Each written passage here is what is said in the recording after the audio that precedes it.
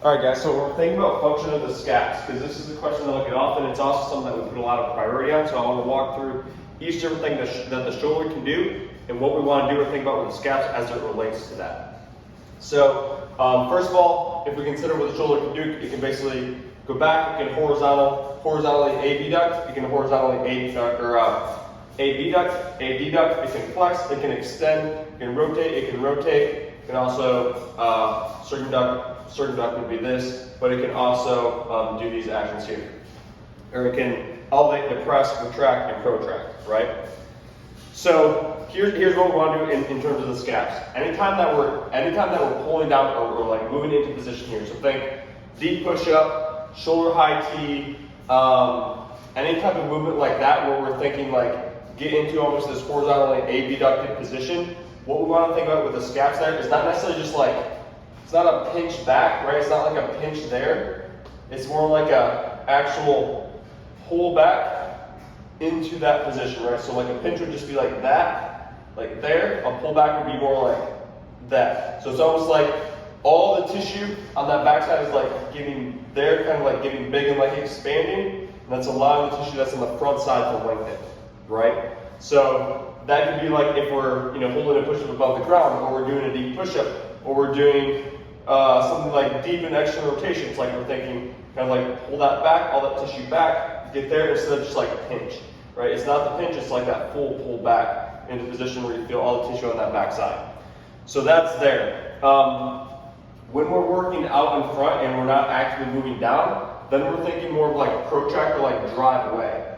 And so the specific example here would be if we use the unilateral push-up depth drops, right? What we want to do there is almost think of like punching the ground forward, like with our scap, like protracting there to punch the ground forward, and then connecting like your hand and the arm to the scap as you do that, right? So instead of just like, instead of just like here and like taking it in that way, what we actually want to do is like stick it there, right? It's like that action there instead of just collapsing into it. So it's like anytime that we're working kind of out in front there, that's what we're thinking there is this action here, we're kind of like driving forward and driving up and under to get into that position there instead of just like sticking it there.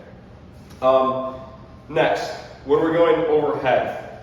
So thought process when going overhead is you want to take and drive that armpit like forward, up and underneath. Because what's happening is we want that scap to stay on the ribcage and like upwardly rotate as we move our arm, look at that, as we move our arm overhead. And so if we think like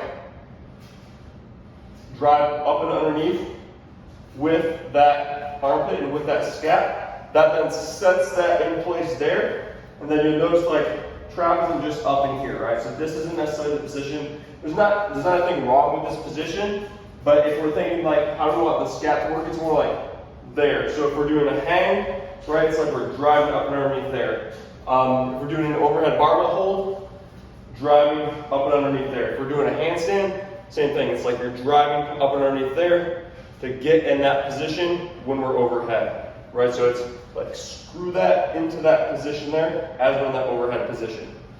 When we're going back behind like an extension, we're not necessarily looking forward to just like dump there. We're looking forward to, like if you think kind of about like getting in this position here that we talked about earlier, then we're keeping that as we pull back into that position, right? So it doesn't just dump there. It's like we set it there and then we pull back into that position as we move back into that extension range. So that could be like a tabletop, where like if we're in a tabletop where we're here, it's not like we're trying to go there. We're attempting to like pull that back into that position there and pull in that deep range, or pull into deeper range as we do that.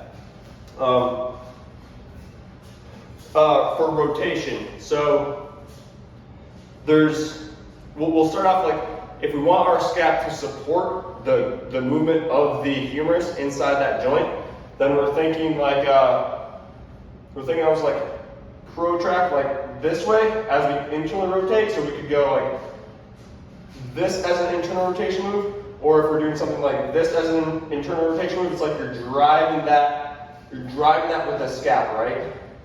into that internal rotation. So it's not just like a dump forward, like it's an active kind of like up and around to drive into that internal rotation.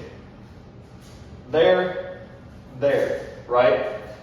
And then if we're going external, it's that opposite. So it's like from here to there. So now it's like we're kind of taking like screwing that back into position there as we make that move there. So it could be there, or if we're going here and attempting to, like we have weight hanging off and we can go deeper, it's that kind of like up and under feel of driving that there versus there. So it's the scap moves as we move the humerus inside the joint. Now, if we want to more like isolate, like sometimes if we're doing the shoulder 90-90 holds, we want to more like isolate the actual humerus inside the joint, then sometimes we'll have you like more lock it down in place and then just pull into position where we're actually causing like the scap to stay there, but we're moving the humerus inside the joint. We won't do that very often. It'll be more like specified if we do.